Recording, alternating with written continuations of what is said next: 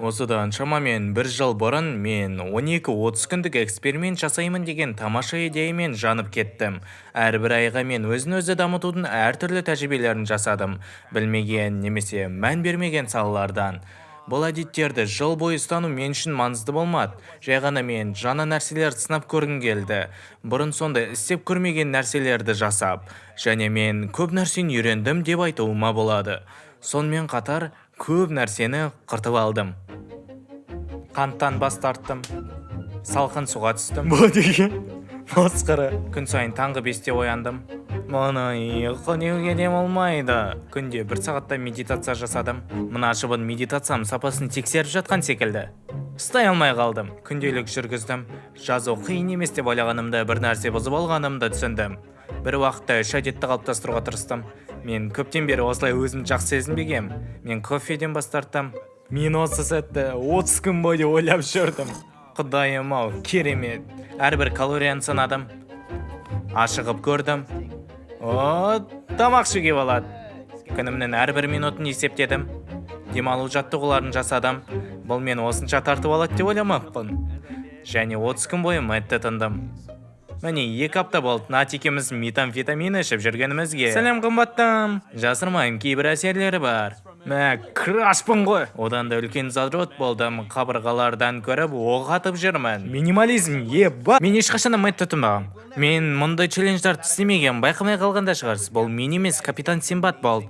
Оның өзінің YouTube арнасы бар. Ол да өзін-өзі дамыту туралы айтады. Және тағы да, жоқ, мен мәтті тұтынбаймын. Айтылған челлендждар бір жағынан эгоистичный, олар мені ғана жақсартуға арналған болды. Бірақ мен өзім өткен тәжірибеммен қанша адаммен бөліскенімді есіме түсіргенімде, қаншасы челлендждарымды қайталауға тырысып көрді және өз жетістіктерімен желіде бөлісті. Сондықтан бұл жолды бәріміз бірге өттік деп айтқаным дұрыс болар. Өзімізді сынап, жаңа әдеттерді қалыптастырдық. Бір жерімізді диваннан көтеріп, духымыз жетпеген нәрселерді істеп көрдік. Мұздай душ, 30-шы күн. Бұл тәжірибе соңына дейін жеткеніне қуаныштымын. Кәдімге қуаныштымын. Сонымен қатар бұл сынақтан да өткеніме қуаныштымын. Міне, 1 жылда өте қалды. Мен соңғы тәжірибемді аяқтадым. Сондықтан қазір үйренген нәрселерімді қорытындылаймын. Керемет әрі қателескен жерлерім жайлы айтқым келіп тұр. Сіздер де, достар, жолдарыңызда осындай қателіктерді жасамас үшін.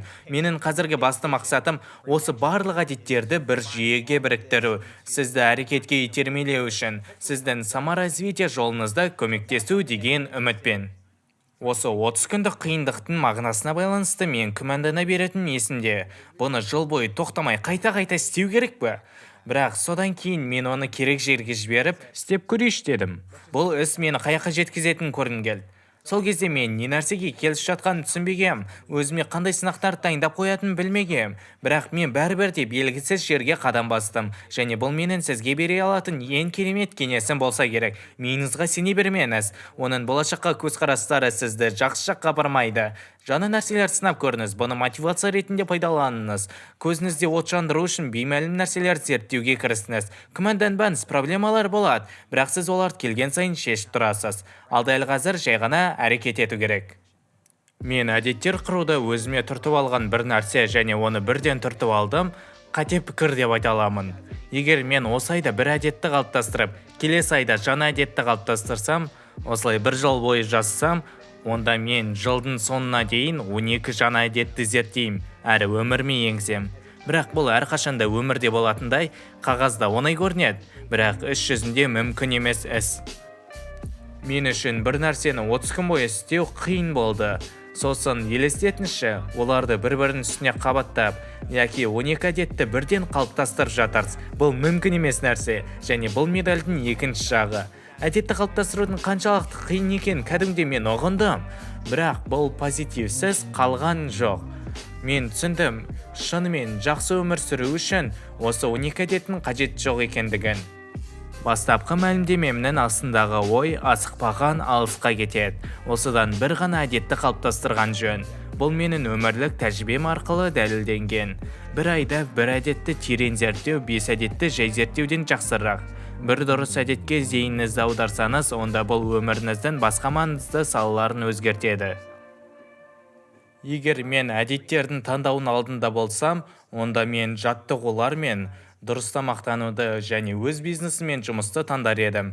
Өз бизнесі мен жұмысты мен әдет деп есептедім, өйткені бұл қажеттілік. Жауапкершілікпен күнделікті істеуім керек нәрсе, ақшамның оборотын бақылау және тағы да басқалары. Бұл мен жасаған ең керемет инвестициям болды. Оларды істеуге желанием болмағанына, уақытым шектеулі болғанына және басқа да ыңғайсыздықтарға қарамастан мен жұмыс істедім. Мен күннен күнге кішкентай қадамдар жасадым. Сол кезде мен ұзақ мерзімде үлкен өсуімді көрдім. Бұл күн сайын күнделік жазу, немесе таңғы 5-те оянудың арқасында болмады. Мен колледж кезінде тұрақты түрде жасау әдетін қалыптастырған тұғынмын. Бұл мені толығымен өзгертті. Өмірінде басқа да көптеген оң өзгерістерге әкелді. Ол бір ғана қарапайым нәрсені тұрақты түрде істеп жүруден құралды. Бұл 3 әдет маған кәдімгідей көмектесті. Және мен комментарийлерден түсіндім. Бұл сіздерге де әсер етті. Сіздердің комментарыңыздан мен көптеген пайдалы мағлұматты түртіп алдым және көбісін істеп көрдім. Көпшілігіңіз таңғы сағат 5-те ояну, ашығу және күнделік жүргізу өмірлеріңізді түбегейлі өзгертті деп айтты. Мен сіздерге сенем, бірақ мен осы нәрселерді қолданып көргенімде олар маған соншалықты көмектеспеді. Біз жетістікке жеткен адамдардың өмірбаяндарын жиі естиміз және олардың жетістікке жетуін өмір салттарымен және әдеттермен байланыстырамыз. Содан біз басқа жүздеген факторларды көрмей қаламыз, олардың жетістіктеріне әсер еткен. Кейбіреулер басқарылатын, қалғандар жоқ. Біреулер сәттілікке байланысты, ал басқалары дәл бір адамға ғана істеу мүмкін, бірақ сіз үшін емес. Кенет ашқан және мені таңғалдырған нәрселердің бірі таңғы 5-те ояну. Күн сайын таңғы 5-те ояну өмірімді жақсы жаққа өзгертетініне және мені өнімді қылдыратынына қатты сендім. Бірақ бұл тыныштықтағы сұмдық болды және мен ұйқымды бұзды. Көтек.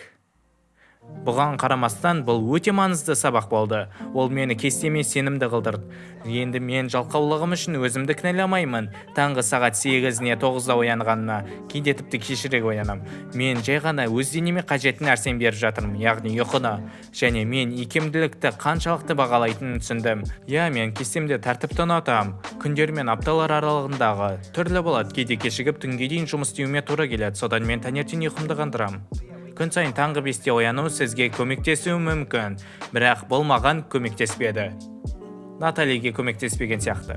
Бұны мен соңғы кезекте істеуге қалдыратын едім, бірақ менде таңдау болмады. Өйткені мен бұл адаммен жатын бөлмеде бір төсекте жатамын. Сен мен мәжбүрледің. Осы 30 күндік қайғы қасіретке тартып алдың. Мен адамдардан үнемі бір нәрсені естимін. Өмірінде не өзгерту керек? Бір орында тұрып қалдым. Қызықсыз. Егер сіз бұнымен таныс болсаңыз, онда сіз жасай алатын ең жақсы нәрсе салқын суға түсу. Масқара.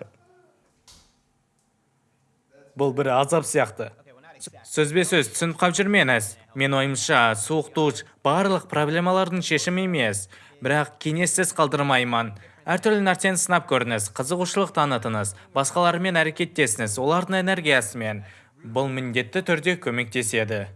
Мен күн сайын 30 күн бойы суық суға түсуімнің себебі физикалық пайдасына болмады. Қабынуды азайту, бұлшық еттің қалпына келуі, созылмалы ауруды емдеу сияқтылардан емес. Бұлардың қайсысы рас екенін білмеймін. Бұның себебі өз-өзімді жеңу яки флиншімнен өтіп болды. Джулиан Смит оны солай атайды. Онда сен шеңберде тұйықталып қаласың. Одан шығу үшін флинчтарды жеңу әдетін қалыптастыру керек. Флинчтарды жеңген сайын сен тәжірибе жинайсың, жаңа белеске жетесің және қайтып оралғың келмей қалады. Содан келесі флинчтарды жеңу оңайлай береді. Флинч біздің өмірімізді бұзады, мүмкіндіктерден шектейді. Мысалға, мен осы жылдың басында флинчтің тұтқаны болдым. Осы 30 күндік сынақтардан өткім келетін ойлағанымда, дәл сол сезім болды. Осы арнан бастағанымда да, фотосурет түсіруде де, қанша ыңғайсыздықта әрекеттенеміз. Өзімізді ыңғайсыздыққа көбірек итермелейміз, қанша өмірімізге мүмкіндіктерді кіргіземіз, сонша біз оларды жақсырақ байқайтын боламыз. Және сіз үшін бұның бәрі салқын душ қабылдаудан басталуы мүмкін. Рас айтам, дәл қазір салқын суға түсіңіз, уақыт кетті, бастаңыз. Бұл күн сайын суық суға түсуден түртіп алған жалғыз әсер емес. Тағы бір нәрсе бар, мен оны кофені тастаудан да сезіндім. Олардың ұқсастығы қатаң түрде күнделікті өмірден жайлылықты шектеу 30 күнге. Эксперименттен өткеннен кейін сол нәрсені одан сайын бағалай бастайсың және төзімдірек боласың. Егер қажет болса, жылытушы және кофесі өмір сүре алатынын түсіндім. Бірақ шүкір, оларсыз өмір сүрудің қажеті жоқ. Егер қаласам істей аламын да. Мен сіздерге бұл бос сөздер емес екенін көрсеттім де, дәлелдедім де. Содан бұлардан қайта бас тартудың мағынасы жоқ. Қайтып істеп көрсем өлетін шығармын.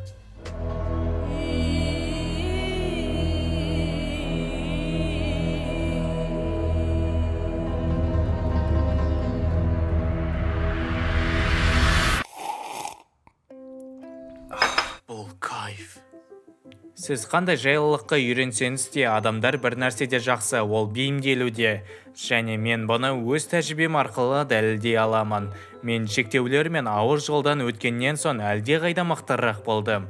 Бір ретте дәрігер Клэр жазғандай, күш күштен туындамайды, күш тек қана әлсіздіктен туындайды. Сондықтан әлсіздіктеріңізге қуаныңыз, өйткені олар сіздің күшіңіздің бастамасы. Физикалық күш әлсіз денеде күшейтілгендей, сонымен қатар ақыл-ой мен көңіл-күй күштерде мықтырақ бола алады. Сәтсіздіктер мен қиындықтармен кездескенде, мүмкін күшке жетудің жалғыз әрі шынайы жолы бұл ауыртпалықтардан өту. Мен әдетті қалыптастыру туралы білген барлық қолдануға болатын нәрселерді келесі бейнемде талдайтын боламын, бірақ біреуін қазір атап өткен жөн деп ойлаймын. Бұл күннен күнге бір нәрсені қайталай беру. Қайта.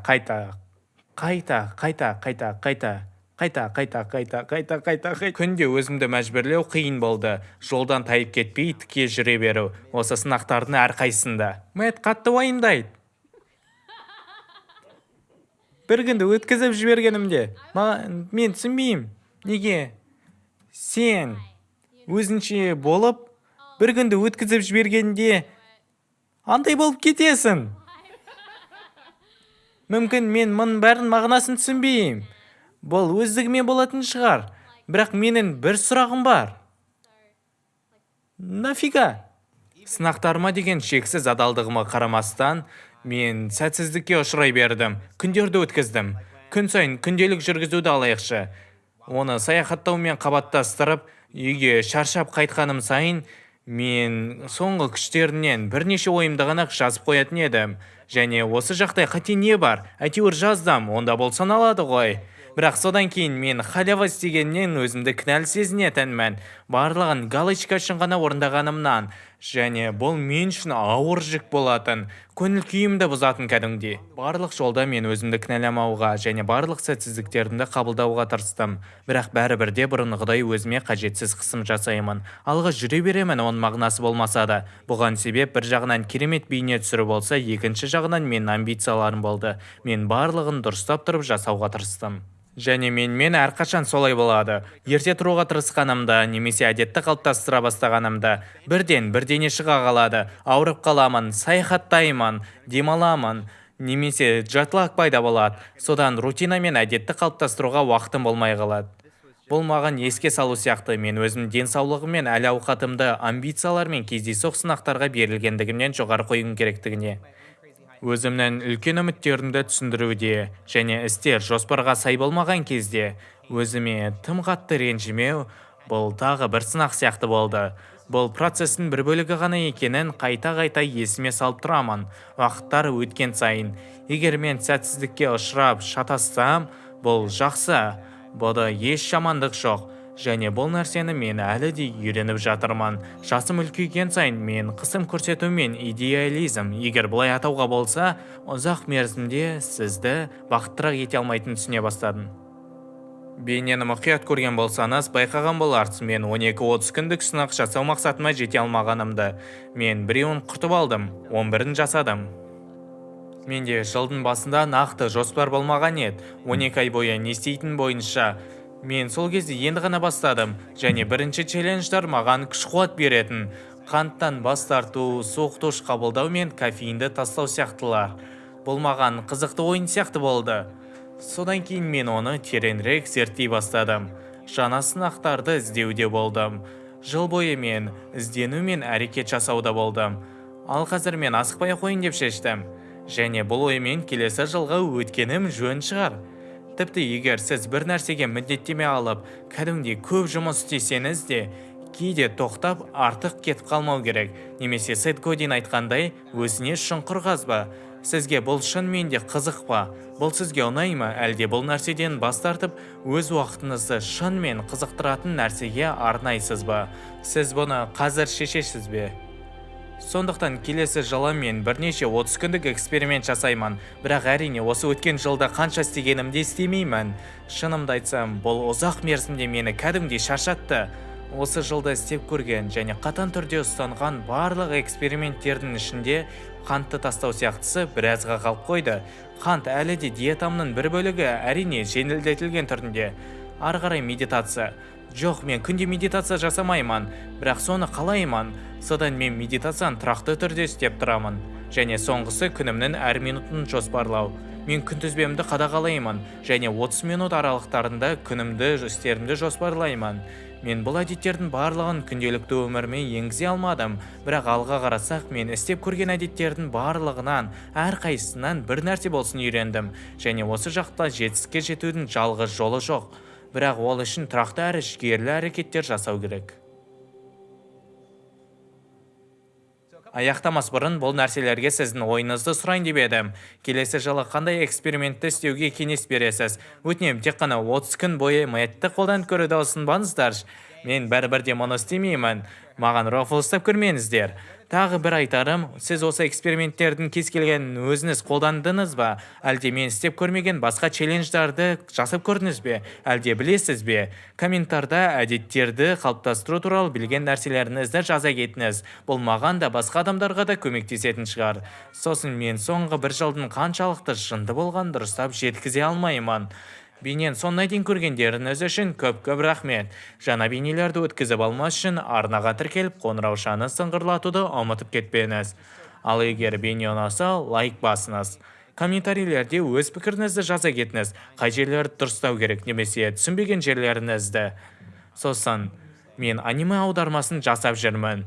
Бұл уәде етілген Neverland, яки Обещанный Neverlandтың қазақшасы. Егер көргіңіз келсе, онда А-канале деген жерде Telegram каналға сілтеме бар. Өзіңіз қарап кетіңіз. Аниме жөнінде өз пікіріңізді қалдыра кетіңіз. Бейнені соңына дейін көргендеріңіз үшін көп-көп рахмет. Келесі аптада кездескенше.